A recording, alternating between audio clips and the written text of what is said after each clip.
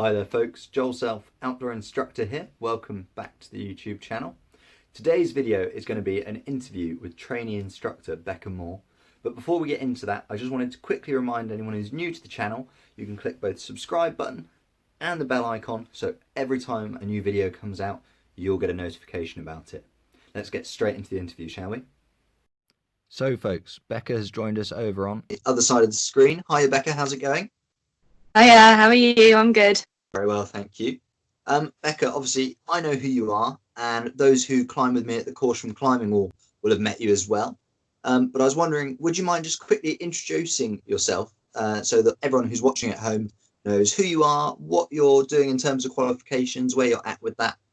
Okay, so I'm Becca. Hello. I've been helping Joel out at the Caution Wall for quite a few months now, and I'm doing my CWI Climbing Wall Instructor qualification in my gap year, so hoping to get that done reasonably soon. You've done your training, haven't you, Becca? Yes. Yeah, and now going for, well, you would have been going for assessment next week? Yes, I would have been, which is a bit sad, but what can you do, hey? Yeah, unfortunately, COVID-19 seems to be putting a lot of people's plans at askew, just the way it goes, I guess. So, Becca, we've got 3 different questions to go through today that have been sent in by various people. These questions are ones that we might have, exactly the same thoughts on. We might have some differing opinions. That's all fine. So we'll just go through them, and I'd love to hear your thoughts. So, question 1 that's been sent in. Can instructing be a proper job, and is that what you aim to do? Okay, so myself personally, even though I'm doing the qualification, I wouldn't say that it would be my proper job in the future, but I'm going to university in September, fingers crossed, and hopefully in the holidays when I come back, I'd be able to instruct at my local walls and surrounding areas, because I find it really rewarding helping with kids and adults alike, and I think it's great. But yeah, me personally, no, but it can definitely be a proper job. You've got people like you and so many others who have made this their whole business, like that everything is around instructing, be it climbing, bushcraft, whatever it is. So yeah. As Becca's just said there, instructing for me is my full-time job. And I'm in a community of instructors where all of us work as instructors as a full-time and proper job. So yeah, I think the easy answer to the question is yes, you absolutely can work as an instructor full-time, have it as your sole income, and that works fine. You're definitely not going to get super rich as an outdoor instructor. There's no massive money to be made, but you do get this incredible lifestyle where every day is super rewarding, and most days don't even feel like going to work. They're just kind of going cragging with some great people, or going and catching up with some fun kids at the climbing wall, whatever the case may be. It's just such a enjoyable job to have. So yes, definitely a proper job, and for people like me is a great way of earning an income. So question 2, Becca, what has been the hardest part of the training process for you whilst you've been undergoing this latest qualification? So for me, it would be having to get assists and observes at 2 different climbing walls. So yeah, I was lucky enough to be able to assist at the Caution climbing wall with you. So that's my first one, nice and simple, but getting a second one was not nearly as easy. Tried contacting one of my local walls, which wasn't all that great because we had emailing back and forth, and yeah, I sent them some dates that I could do, and then they just didn't reply. So they were not great at organising and things. So I went to a different wall, and they were much better. We were going to get things all nice and sussed, ready for me to assist the next week.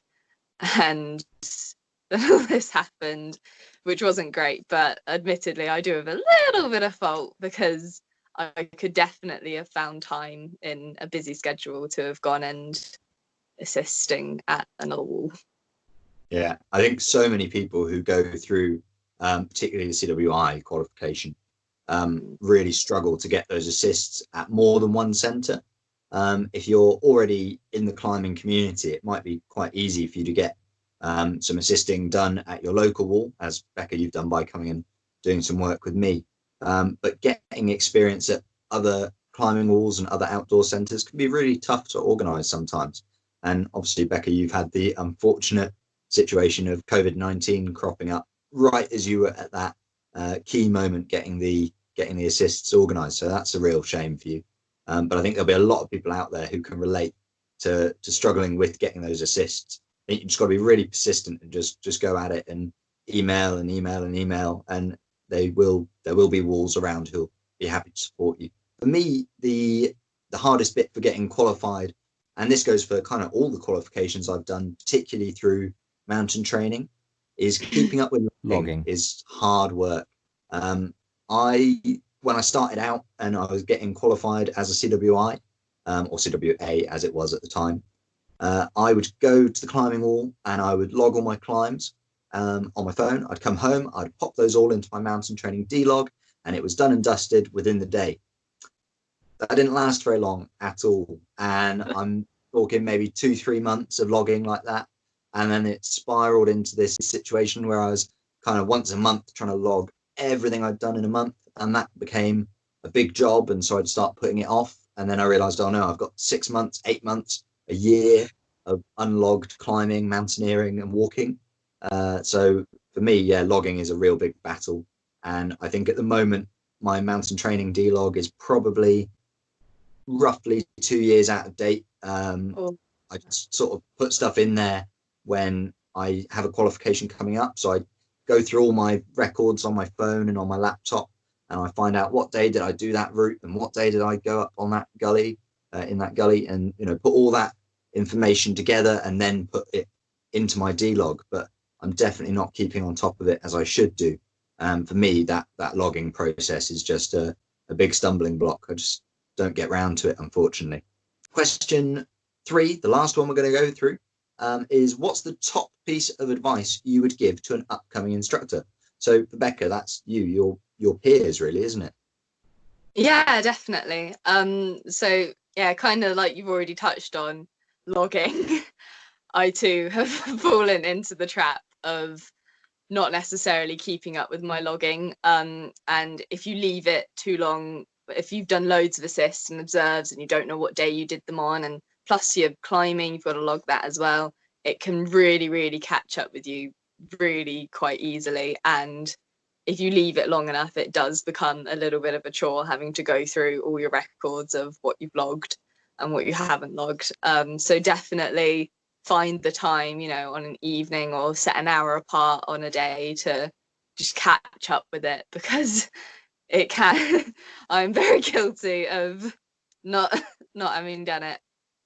And also you want to be able to use your qualification. So I know a lot of people might do it because the CWI would look good on an application because it shows you can work with people, and you have to do a first aid course with it as well. So, whether you're a teacher and you want to take your students out, or a parent taking your kids out, or scouts, or if you want it to become your full-time job like you, yeah, just you want to be able to use it, not just show off that you've got it. Yeah, definitely. I mean, that kind of ties into the reasoning that I would go for with this question, which is don't stop participating personally. So if you're a really keen climber and you go and get qualified as a climbing instructor, don't just do it as a thing to do. Go and do it because you're really passionate about climbing. And also don't stop taking part in climbing because you've become qualified. So many people seem to get their qualification, go and start working at the local wall, and I'll never see them climb a route ever again. They'll just be working and working and working all the time. And I definitely am guilty of this as well at times, where I'll just get so sucked into instructing all of my available time that I never go and do my own personal climbing. So if you get pulled into that, it can be a really hard decision to actually say, no, I'm not going to work that day. I am going to go and do some climbing. But I think that's really key. It keeps your passion for the activity alive, whether that be climbing or archery or whatever the case may be. I think it's really important that you stick at doing your own participation within that activity as well as instructing. just so you keep your hand in and keep interested and keep your own personal skills up is really important. But those are the 3 questions that we were going to cover today. So thank you very much, Becca, for all your answers there. It's been great to have a chat with you. And we're going to hopefully have a few more of these videos coming up with other instructors.